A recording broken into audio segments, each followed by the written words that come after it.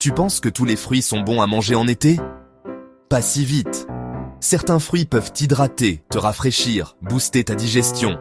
Mais d'autres peuvent te donner plus faim, fatiguer ton corps, voire bloquer ta perte de gras sans que tu le saches.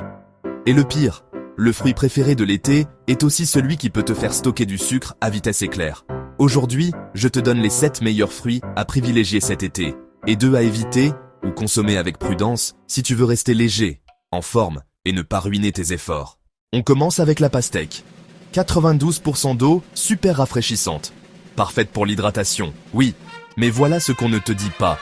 La pastèque a un index glycémique très élevé. Tu la manges seule à jeun? Tu déclenches un pic d'insuline, suivi d'une envie de sucre incontrôlable 1 heure plus tard. La bonne astuce? Ajoute des graines de chia ou du citron. Ça ralentit l'absorption du sucre. Numéro 2, l'ananas. Là, c'est un bijou. Il contient de la bromélaïne, un enzyme naturel qui facilite la digestion des protéines et réduit l'inflammation. C'est un vrai fruit post-entraînement. Mais attention, la version en conserve, c'est juste un piège à sucre. Troisième fruit, les myrtilles. Petites, mais ultra puissantes.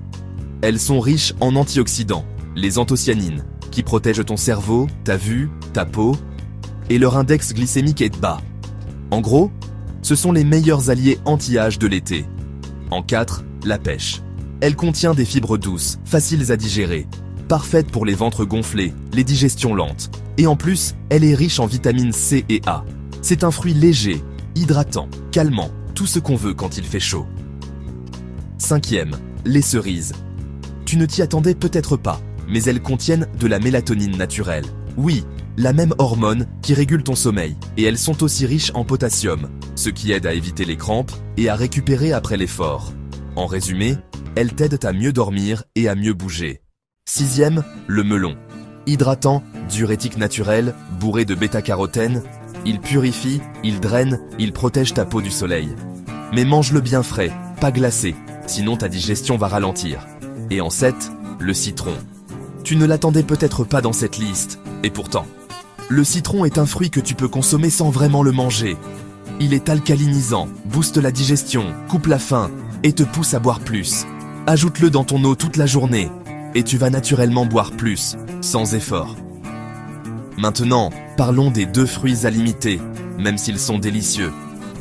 D'abord, la mangue très mûre. Elle est ultra sucrée, surtout en été. IG élevé, effet yo-yo sur l'énergie. Manger une mangue seule, c'est presque comme boire un soda naturel. Ensuite, la banane. Oui, elle est top pour les sportifs, mais pas sous 35 degrés. Elle est lourde, riche en amidon, lente à digérer. Résultat, tu te sens fatigué, ballonné, voire endormi après. Pour récapituler, les meilleurs fruits à manger.